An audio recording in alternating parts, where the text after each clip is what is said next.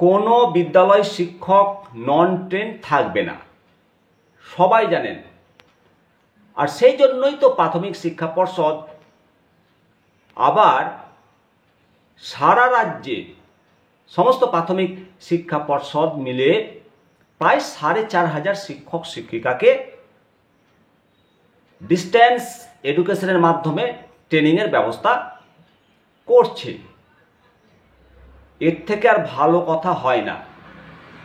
তবে শিক্ষকদের আবার অভিযোগ জোর করে ট্রেনিং করানো হচ্ছে। ভাবতে পারেন, জোর করে ট্রেনিং করে লাভ কি? এতে তো সরকারের খরচ। তাই জোর করে training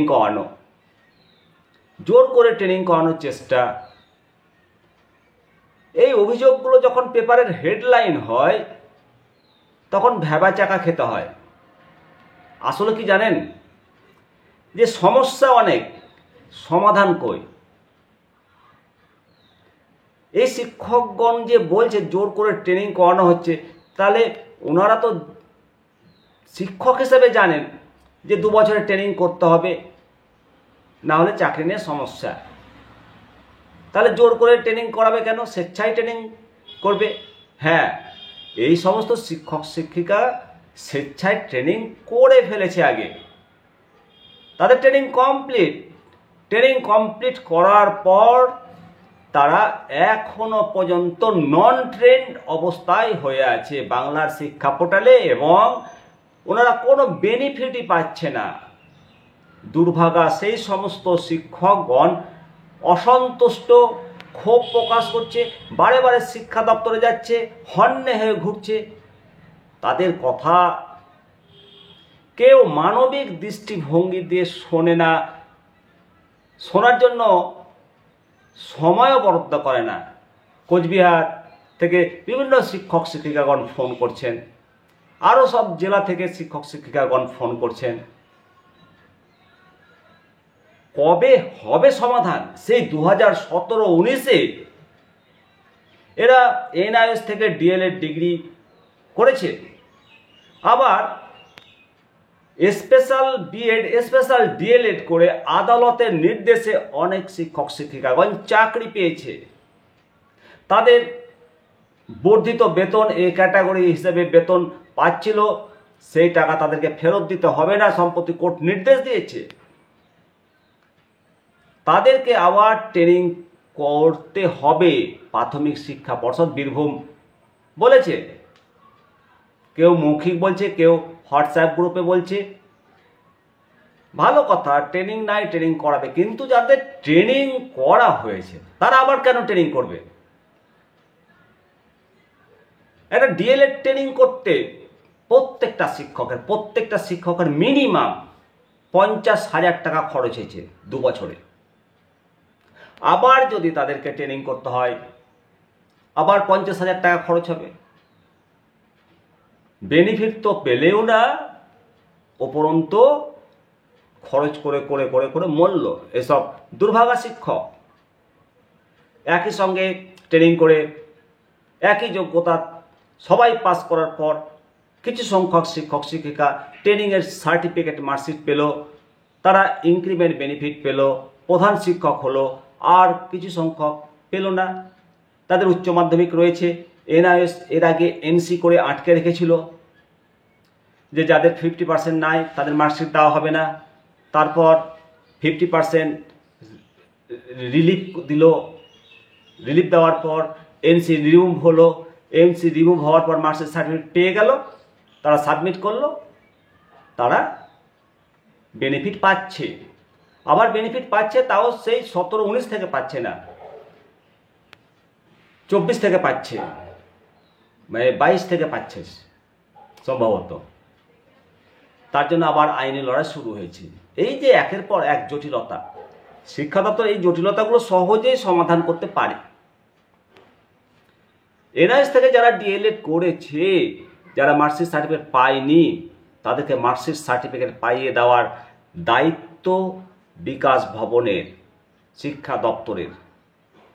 state nodal officer verification কেন হলো না? কেন হচ্ছে না? ভেরিফিকেশন করতে হবে। তারা মার্কশিট সার্টিফিকেট পাওয়ার অধিকারী, তারা পরীক্ষা দিয়েছে, তারা পাস করেছে, তাদের এনসি রিমুভ হয়েছে, তাদের এইচএস আছে, তারা কেন মার্কশিট সার্টিফিকেট পাবে না? এ প্রশ্নের উত্তর কেউ দেবে বলে আমার মনে হয় না।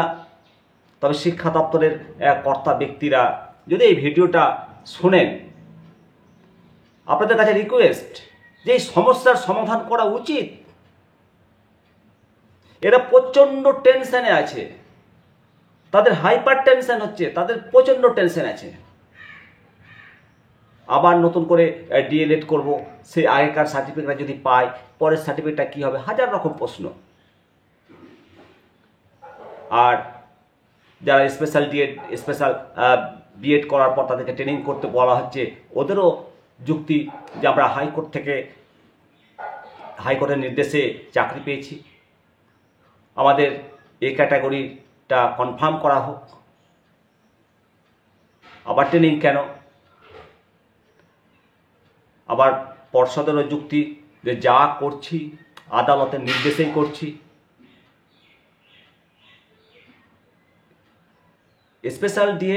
স্পেশাল বিএডের ব্যাপারটা যদিও আইনি জটিলতা থাকে, আদালতের নির্দেশে যদি পর্ষদ করে, ঠিক করছে, তারা করে নিন ট্রেনিংটা।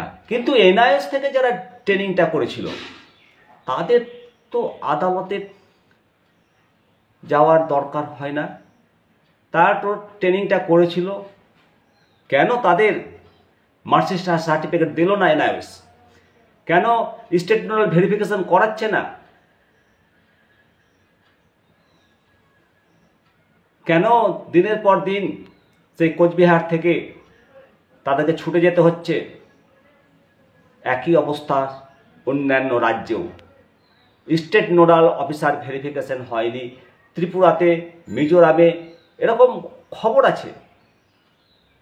সমস্ত সমস্যা অবিলম্বে শিক্ষক স্বার্থে, শিক্ষার স্বার্থে, সমস্ত শিক্ষককে ট্রেনিং বেনিফিট দেওয়ার স্বার্থে, চাকরির যে সুযোগ সুবিধা এবং নিরাপত্তা তা বজায় করার স্বার্থে শিক্ষা দপ্তরের উচিত, শিক্ষা দপ্তরের শিক্ষকের স্বার্থে কাজ করা উচিত।